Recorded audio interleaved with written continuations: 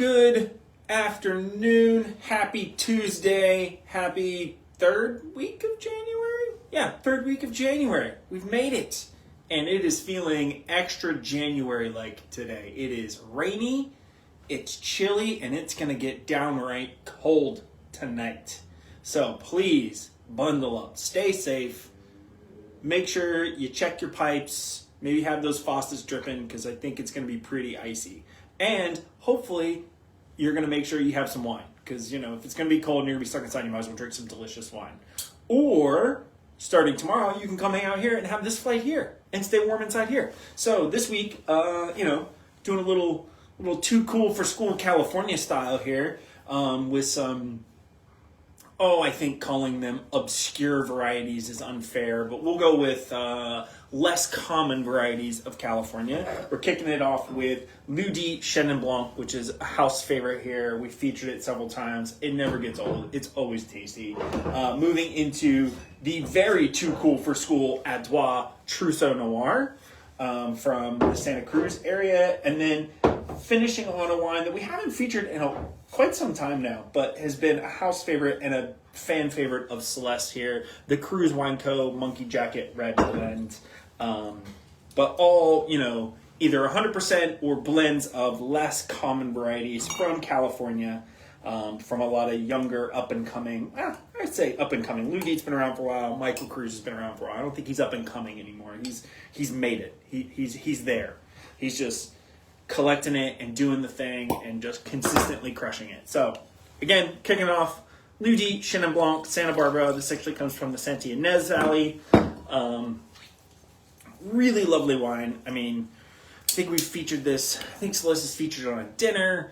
It's been by the glass. It's such a great, great alternative to other whites. We're moving away from Sauvignon Blanc and Pinot Grigio and Chardonnay. Let's try something different. Chenin Blanc is the kind of obvious choice to get into. This wine always has lovely citrus, very kind of orange marmalade, little honeysuckle, floral characteristics to it. Really bright, fresh, easygoing.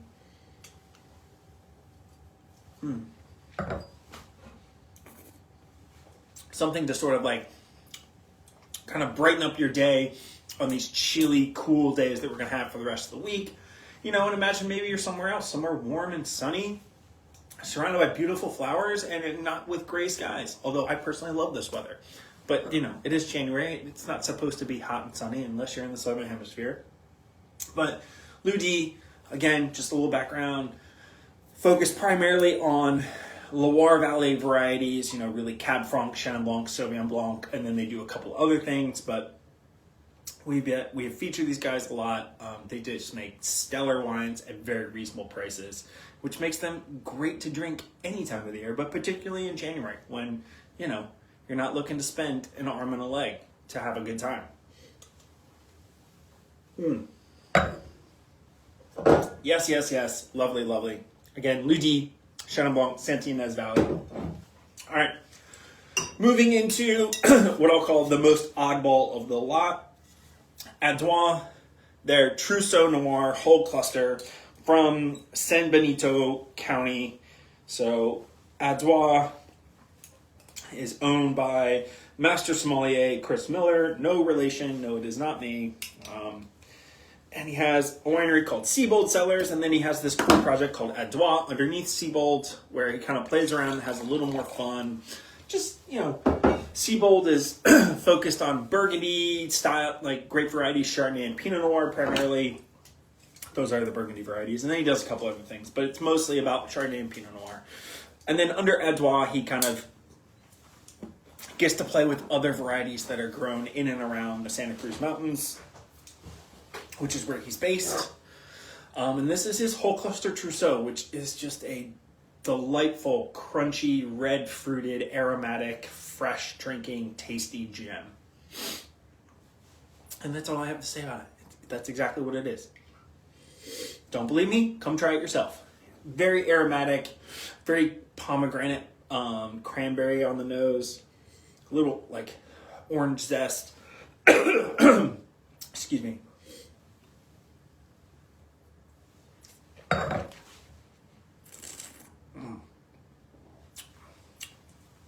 really bright and vibrant on the palate. A little bit of herbaceousness. I mean, it is very translucent, a little cloudy. I mean, I would call this, how would you describe this? It is sort of like the last step in a red wine before it basically is a rosé. Like, it's got structure, it has tannins, it's got everything that makes it a red wine, but it really kind of drinks a little more akin to like a full-bodied rosé, which maybe not everybody's into, but it's such a great food wine. I mean, come in here, have a glass, have the flights, order some food, taste this wine, and tell me it does not work with food. And you will be wrong, because it does. Now, you may not like it, that's a whole other story, but it definitely works with food. Especially something maybe like something a little fried, maybe something a little spice, not a lot of spice, but just a little. This is the way to go. Again, 100% Trousseau Noir. Grape variety found in the Jura in southern France, well, southeastern France.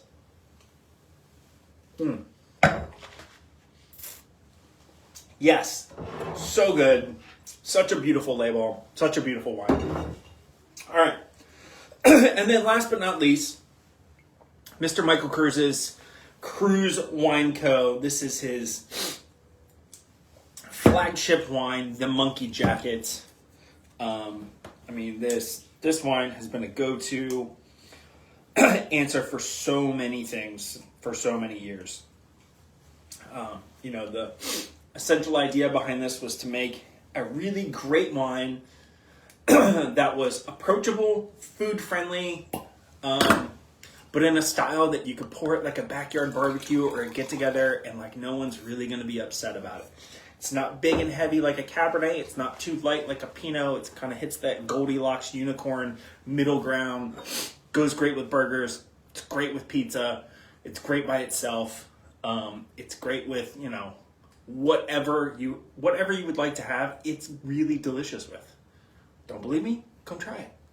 That's why we do this, so you guys can try super fun and different things. I mean, why else would you want to do that? I don't know. On the nose, definitely a little more black fruited. You can tell definitely a darker color. It's still vibrant and fresh.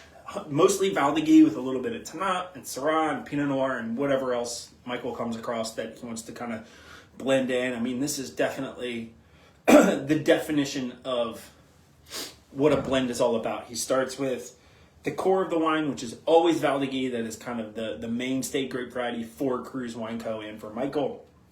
And Valdegui is a lot like Gamay with a little bit more of a wild side.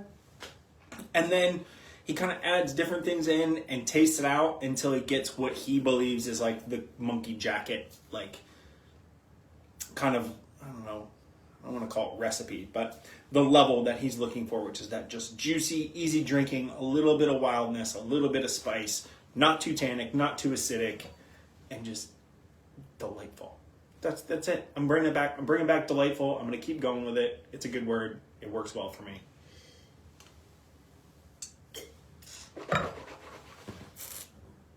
It's got a little bit of like a little pepperiness to it, which I always really like. This wine always reminds me of like California's version of like a Côte d'Aron.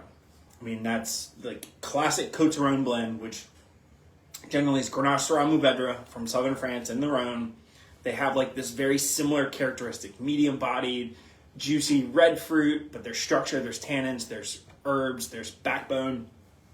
This is like quintessential, like if we had a name for, you know, a California blend that was as appealing as the Côte d'Aron. You know, California red blend doesn't sound very exciting to me, but that's what this is. It's the perfect California red blend.